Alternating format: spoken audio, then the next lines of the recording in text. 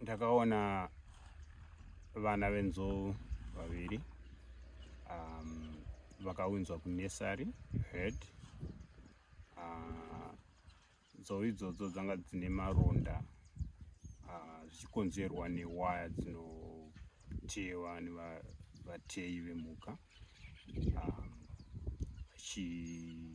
vachibata mhuka kuti vatore nyama. Saka nzou idzodzo dzanga dzine maronda aisiririsa zvikuru, maronda anga akadzika munyama, makumbo, huro. Saka izvozvo zvakatibata sevachengeti vemhuka, zvairwadza chaizvo. Nerimwe rutivi inyaya yesnaring, inyaya yeurombo uri muvanhu unokonzera kuti vanhu vasvike pakuteya mhuka nekudziuraya kuti vaone nyama. Asi zvinorwadza kuti ruzivo rushoma muvanhu vanoita chiitiko chakadaro. Dai zvaikwanisika takwanisa kupa vanhu ruzivo runoenderana nezvemhuka dzedu nesango. Kunyanya kuvana taivakurudzira kuti vazive zvakanakira kuva nemhuka dzedu musango, kudzichengeta zvinobatsira ramangwana ravo mukurarama kwavo. Tine nzou yakauya kunesari ikapiwa zita rokunzi Khanyisa. Nzou iyoyo yakauya semusope. Nzou iyoyo yanga ine ronda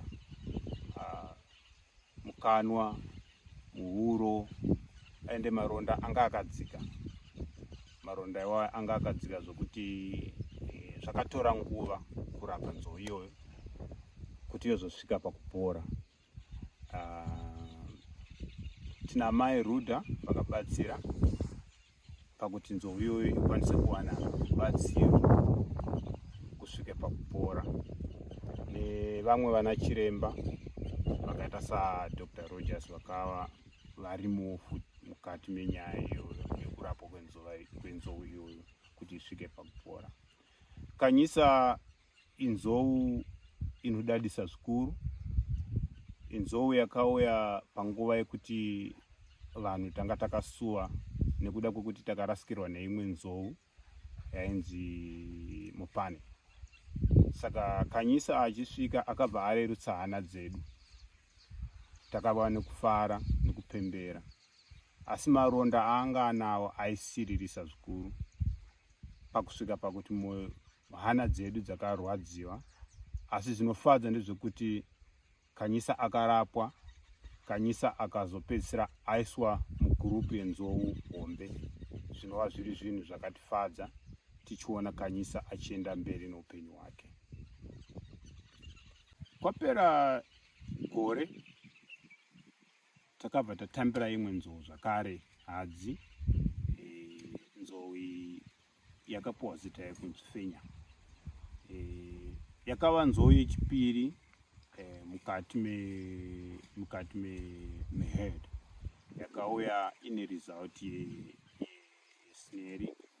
Asi zvakare nzou iyoyo yakatirwadzisa. Vana chiremba vakaita zvose zvavanogona kurapa nzou iyoyo, zvokuti inyaya yekuti nzou yairwadziwa panguva imwe chete, utano hwayo hwange huchidonha zvakanyanyisa. Takararama nenzou iyoyo kwechikamu kwemaweeks and then came a month, but zvakazoitika ndezvekuti nzou iyoyo nekuda kwekuti utano hwayo hwanga hwadonha hwao pasa, yanga isisakwanisi kudya, takabva tarasikirwa nenzou iyoyo nekuda kwevanoteya ivavo. Saka zvinhu zvinorwadza kune vanhu vanochengeta nekutarisa mararamiro emhuka. Nguva dzose patinoona mhuka dzichibatwa nemusungo, zvinhu zvinotirwadza, zvinhu zvinotisiririsa, zvinhu zvinokonzera kuti tive neraramo yakaomarara mukati muupenyu hwedu. Tinokumbirisa kune vanoteerera vakateerera, dai zvaibvira tashanda pamwe chete, tava vanhu vamwe chete mukurwisa zviitiko zvekuteyamuka. Kudai taiziva zvazvakanakira kuva nemhuka dzakatitenderedza, tose taiva nechiitiko chimwe chete chekuraramisa nekuchengeta mhuka idzodzo. Zvakanakira isu vanhasi, zvakanakira ramangwana revana vedu.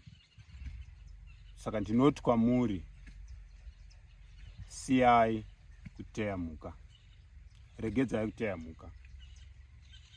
Or I will say, stop snaring.